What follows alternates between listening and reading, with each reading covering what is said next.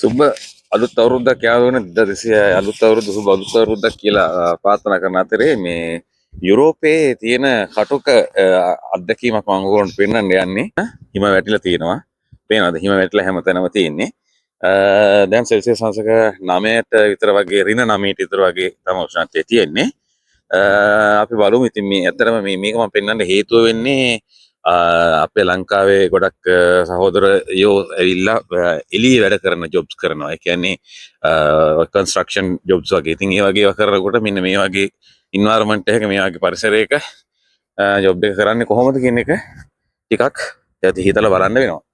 ඉතින් අපි බලමු තව මොනවද වෙනස්කම් වෙලා තියෙන්නේ කියලා. අනිත් එක තමයි මේ හිම පතනය වුණාට පස්සේ මේ හිම පතනය වෙච්ච පොළවේ මේ පේනව ඔයගොල්ලන්ට මේ හිම පතනය වෙච්ච පොළවේ ඇවිදගෙන යන්න හරි අමාරුයි. ඒ ඇවිදගෙන යන හිමිහිට යන්න ඕන.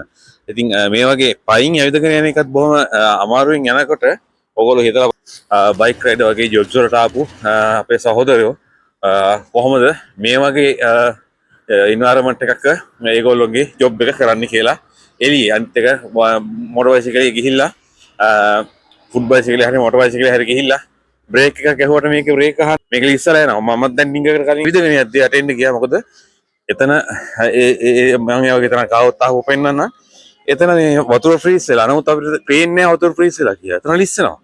ඉතින් මේ ඇවිදිනකොටත් බොහොම පරිස්සමෙන් ඇවිදින්න ඕන. ඉතින් ඒ හින්දා මේවා තමයි කටුකතා කියලා කියන්නේ යුරෝපයේ තියෙන ලස්සනයි. හිම වැටිච්චාම සුදු පාටයි. හරි ලස්සනයි. සීතලයි. ඒ වුණාට හරි කටුකයි.